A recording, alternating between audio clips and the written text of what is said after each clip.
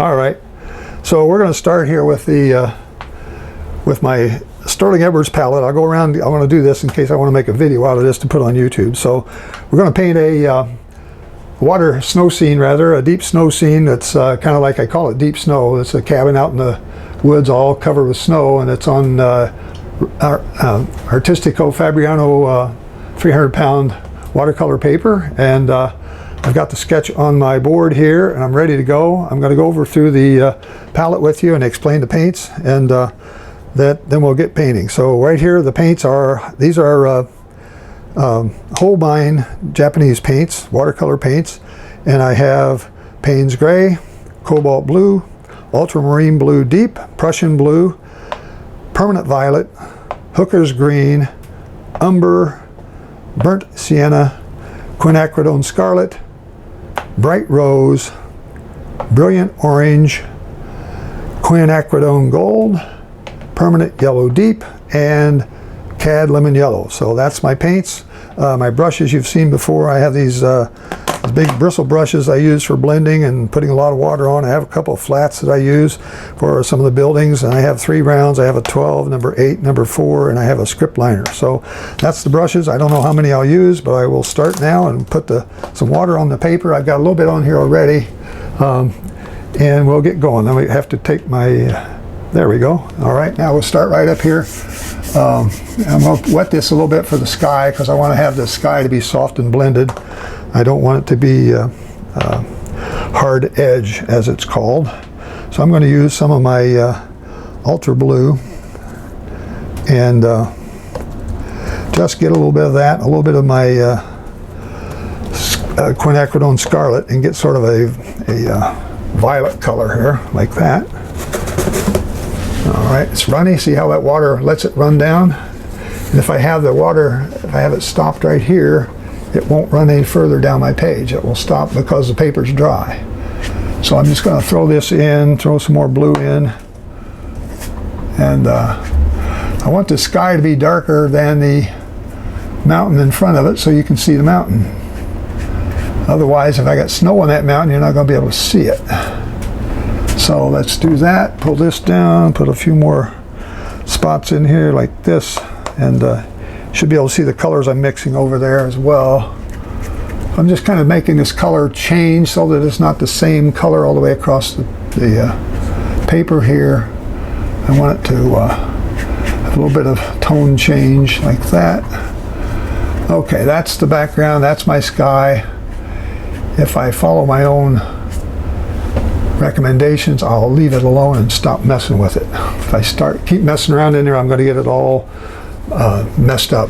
And so the idea is to try to get it to pretty much the tone you want. The only problem you got with stuff like this is that it dries about 20% darker.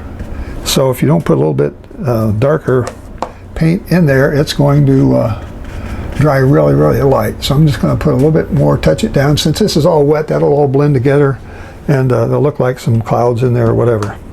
That's the sky. So much for that. All right, I'm going to start on the mountains now very quickly, and we'll get this stuff out of my palette. And what color are the mountains? Well, they're going to be a gray. I'm going to get my big fat brush here. I'm going to get this Payne's Gray is a good gray, but you don't have to use a gray. You can make a gray by putting together two colors, a blue, like ultramarine blue here. It's a really dark blue. But if I put my burnt sienna with it, I'll get a gray. And I can get that gray from very, very dark. I can get it with some warm in it so it looks a little brown, or I can get it with a lot of blue in it so it looks really, really blue. And you see I've got the one on the left is a tube of Payne's Gray. The other one is mixed gray. And I'm going to use the mixed gray because it allows me to get more colors in here. So I'm going to start here and paint the back side of this mountain with the side of the brush to show snow. And here we're going to have a little bit of something like that. Same over here. We're going to come down and throw this like that up here. Leave some snow on the top of the mountain between the sky and the and the mountain. So what I'm not painting, the white I'm leaving, is snow. Come over here and do the same kind of thing they did there. Put a little bit of a gray in here, taper it down. That's kind of the way snow would look when it comes down the mountain.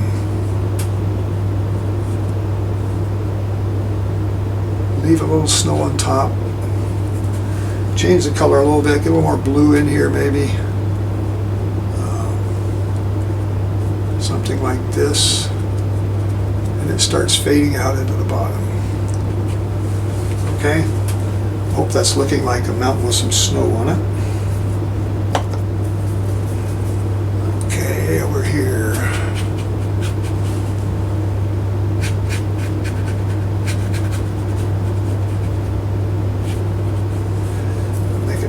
Blue as we come down over this right in here.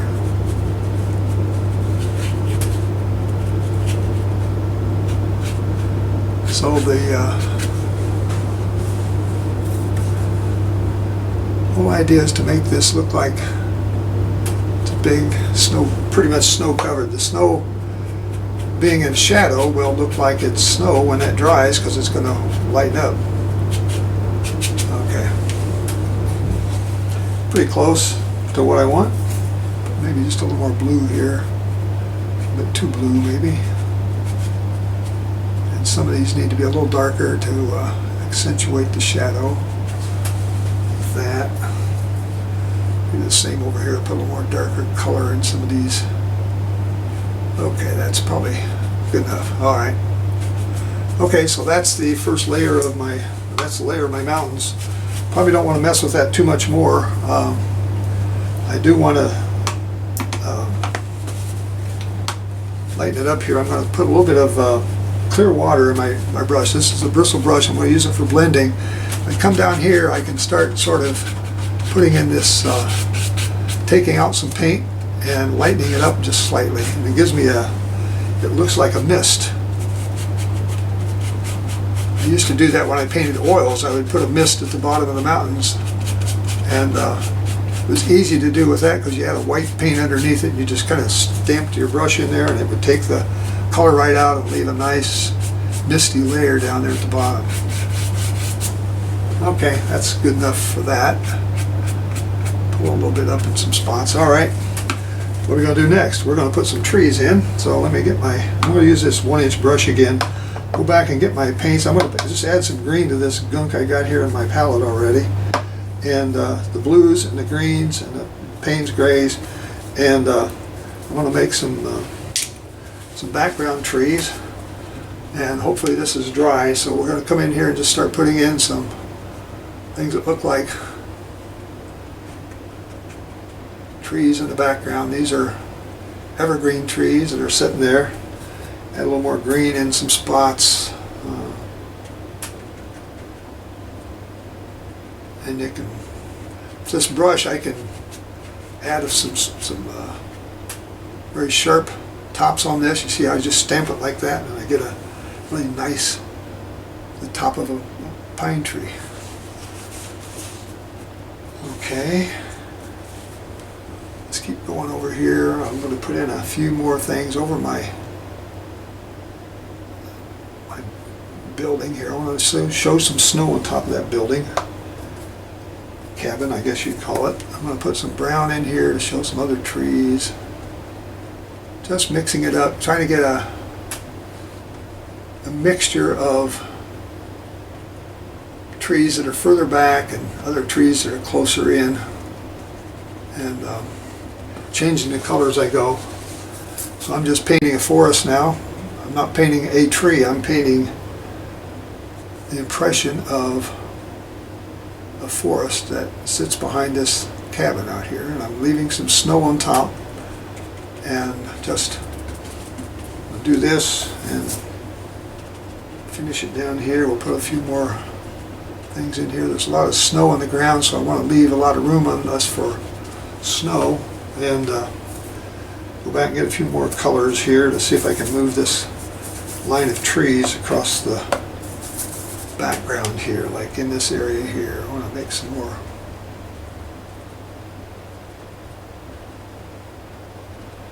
And by putting a stamp in like that and turning the brush sideways, all of a sudden I make a little, you see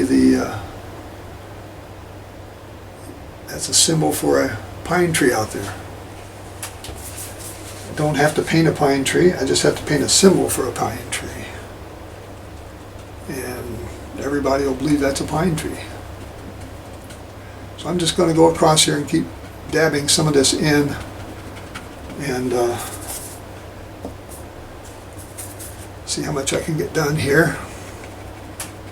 More trees in the background, add a little more blue, add a little more of my Payne's gray, maybe a little more water. I'm getting a little dried out over here. And this is going to be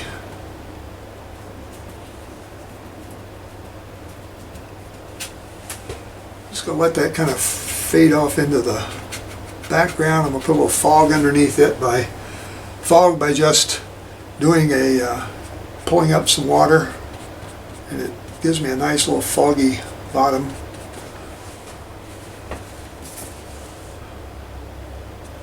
Like this. There'll be some more stuff floating around in here.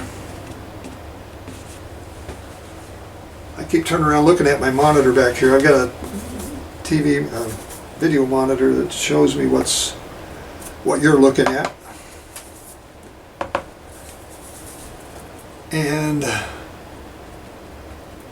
some of these should be taller, maybe. I'm going to make a few taller. This area here, I want to make this sort of rough. I lighten it all up, but I want to have more coverage in there.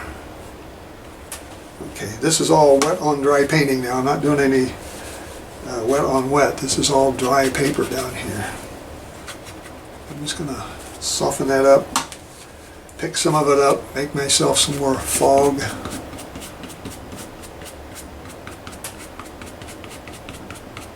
Okay, something like that gives me, I'm creating a bit of a blossom here at the top, almost on purpose.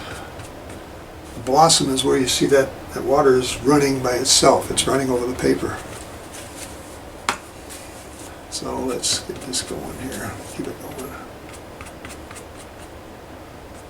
Okay, so much for that. Let me get another little smaller brush. Start coming in, put some dark bottoms on some of these here to kind of distinguish the bottoms of these a little bit if I can.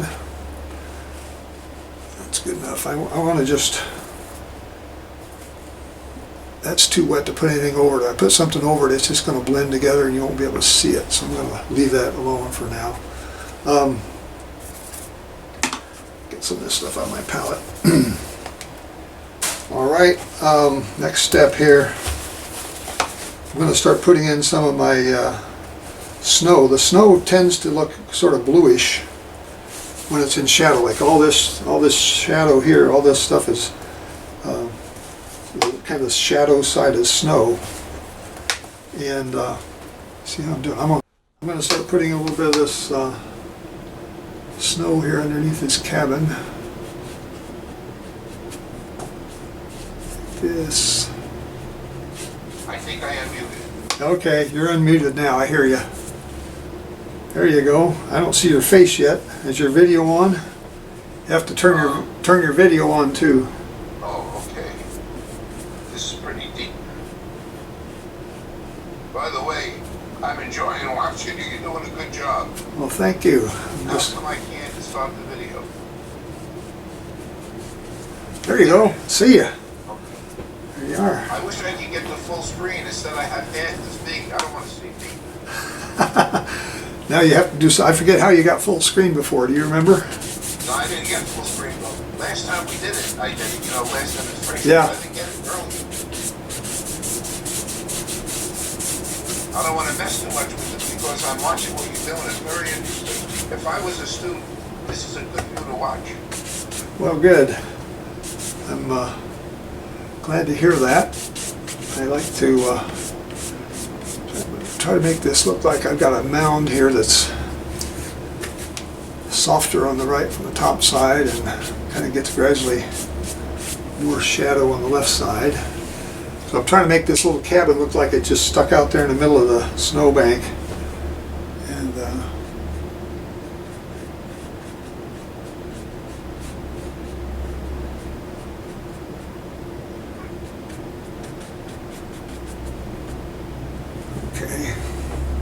shadow here on this side, maybe. A little darker. All right. I think this is a little drier here. I'm going to go back now and put another row of trees in because I want to get another line of trees in here if I can. A little bit darker, a little bit closer. These trees that you see are supposed to be further away. Got a little bit of fog in them. And so I'm going to make another row of trees here that are closer to us. They're going to start right about in here somewhere. And making them more, a lot more darker. Adding blue and my red and some of my brown. This other brush, this bristle brush that I was using for blending, it's really good for making these kind of trees because you can just kind of lay it on its side like this. And it gives you those nice, every bristle on this brush is a brush. There's like 1,000 of them here. And they just make a nice little brush. You can just tap it sideways and it will make a beautiful looking little tree for you with almost no trouble at all. Make it darker so it shows up. But I'm just making this stand of trees that's kind of out here closer to us to give us more depth. Every time you put another layer of trees in front of trees, or anything in front of anything, you get another layer of depth in your painting. So the idea is to stack these things up and try to keep them from getting running together. You have to let that background dry just a little bit, which is what I did. And so now I'm just kind of putting in the rest of these over here. We'll just throw in a few more trees and let this sort of blend out into nothing over there. Okay, so that's pretty decent. I'll just let that go, and we'll don't have to be too specific, but I can come in and put a few more dark shapes in there to make it look three-dimensional. As I get closer, you're supposed to get more definition in your shapes. You should be able to see a little more of the branches of the trees, and it should look a little more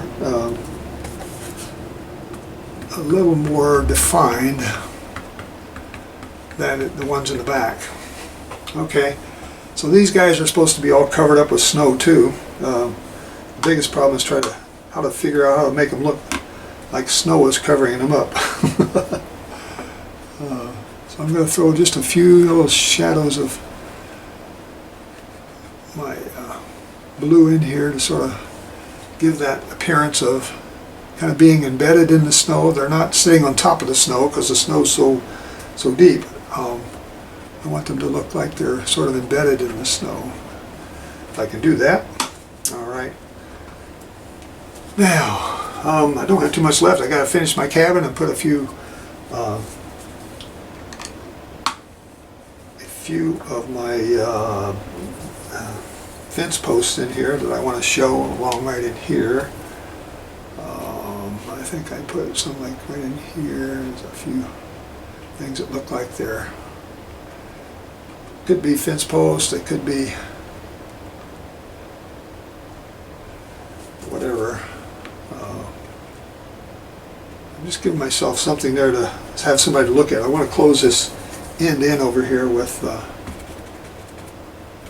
some more bushes and stuff that's. I want it to be soft. I'm going to get my spray bottle and just sort of squirt it. See if it turns to soft. I don't have any water on the paper, so whatever happens here is because of my spray bottle and my brush. Something like that. My fence posts, I'm going to throw a few things in here. This is supposed to be very impressionistic over here. But I want this to point you. I'm having these things point toward the house, toward the cabin. So that's part of the madness of my composition here, is I'm trying to get these things to point you to the house. So I'm just going to put a few more bush-like things here, put a few up here. This is drying off a little bit, so I can now put a few more defining strokes up here. And oh, Richard Racic's coming. Hey, I wasn't watching. Hi, Richard. Are you there?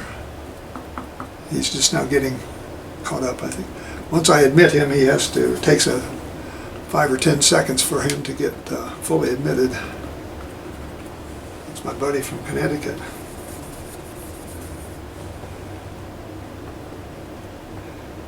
He sends me paintings about every other day of stuff he's doing. I give him little critiques. Okay, I'm going to stop on this. All right. Are you there, Richard? Can you hear me? Make sure you're not muted and make sure your video's on.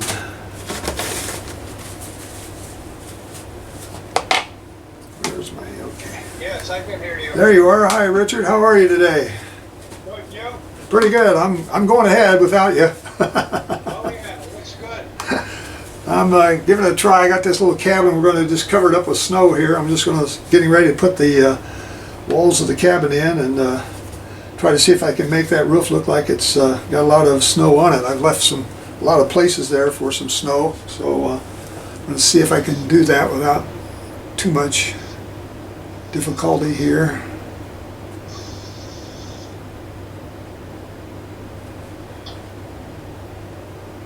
Got my friend on here with me, Mike Quattrochi. Richard. He's How you doing?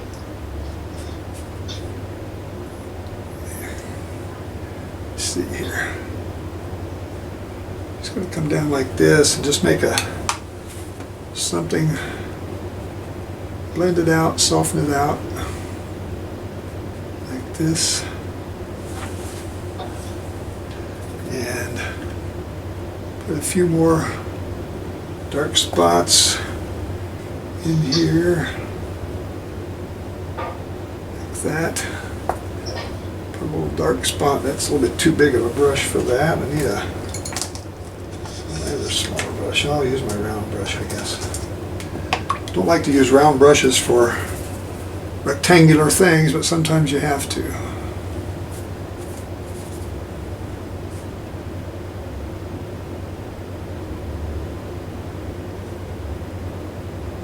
There's that. A little bit of a... I'm painting where the snow isn't and trying to make it look like got like a white roof there that's all covered with snow, and the snow is coming down all over the sides. And down here like this, there's a little window or something in here. It's running over and down. I'm going to put a few tree-like things here. Over here. I don't want to make this too perfect. I want it to look like the snow is kind of running over it and it's making a shadow. And over here the same deal. A little bit of a window-like thing. You only see half of the window because the thing is half covered up with snow here.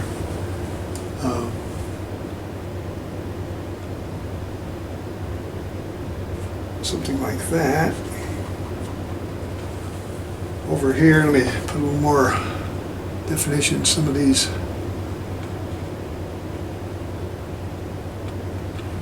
fence posts, if that's what they are. Got a pretty good definition on that roof of this thing. I've left it pretty white. Put just a couple of streaks in here to make the angle look like it's, you can tell what it is there. Put some blue over here. That's not blue. Where'd it go? Here, okay. Just, thing has got snow everywhere. Okay. So I'm going to put a few shadows here to make it look like I've got some sun coming from the right. A bit of lightness coming from the right. And once I get done with that, I don't have a lot more to do on this other than throw in some splatter maybe. Get my long brush, a lot of water, a lot of my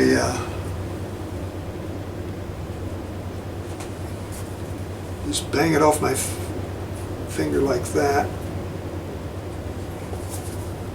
Over here, throw a little more on like that. kind of just makes it more impressionistic, and it makes it look more complete. Now I'm going to go back and put a few more things in here, like some put in a few things that look like there's some other tree-like things that are here. They're maybe dead. I don't know. I don't want it to just look like all one blob of paint there. I'll throw a few things in here, darken it down a little bit.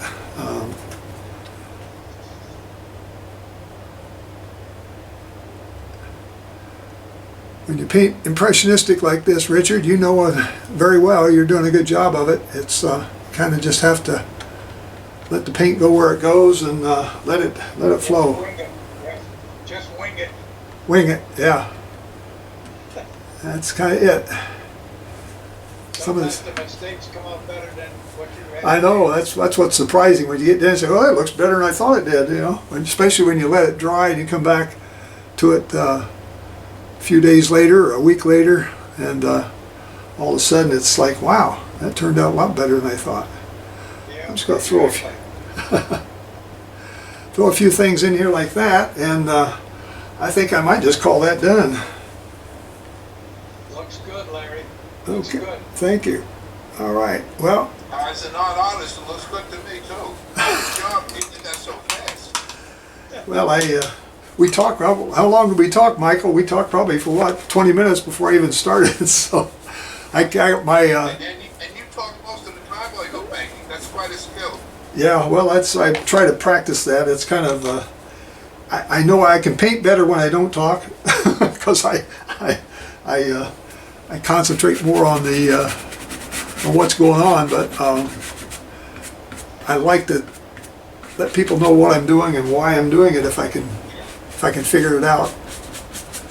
Okay, so this is just kind of snow out here that's got some shadows in it of some kind, and I don't think I need to do much else. I just want that color repeated in some places like that, and this is giving this gives you the optical illusion that that's going up, and this is kind of coming over that way, and that helps complete the illusion that house is kind of buried in snow. So that's all I wanted to do today, folks. Did you do this on a photograph or? No, I actually did it I did a little practice on it here. The other day I did one. I did this one like in 20 minutes or so, very fast. I thought, well, I think I'll do that for my Zoom class. I did it, so it's not exactly, you can see, but it's very similar. And so that's the whole idea. I try to do a practice. I say, well, I think I can do this. I can get it done in 30 minutes or so. With Zoom, I only got like 40 minutes. And if we spend time up front talking and that sort of thing, I lose time. But I actually found out a trick that if I stop my broadcast, which I did with Michael, we talked for 20 some minutes. I painted for about 20 minutes and I stopped the Zoom class, just ended it, and then I went right back and restarted it. Michael had to restart, had to reconnect, and you connected after that. So you get another 40 minutes if you do that. You can keep doing it, but you got to have all the people who are watching have to they have to end the meeting and then reconnect. So it's kind of a pain in the neck. Otherwise, it costs me $100 a month to try to have have unlimited number of people on here. So if I don't charge for these Zoom lessons, it's kind of hard to fund not $100 a month. It's $150 a year. It's like $15 a month or $149.95 for unlimited. So I could do that. It's not that bad. It's like $10 a month. But so anyway, I think I'm going to stop with that, and thank you guys for tuning in. I really appreciate it. It's been helpful. I've learned a couple things here with Zoom, and I always learn something when I paint of some kind. Larry, I enjoyed it. Thank you. Okay. Yeah. Okay, guys. Well, I'm going to stop the meeting again, and unless you got anything else you want to talk about, see you next time. Next time I do one, Richard, I'll send you an email. Okay. Thanks for the invite, Larry. Yep. You're welcome. Glad you're here.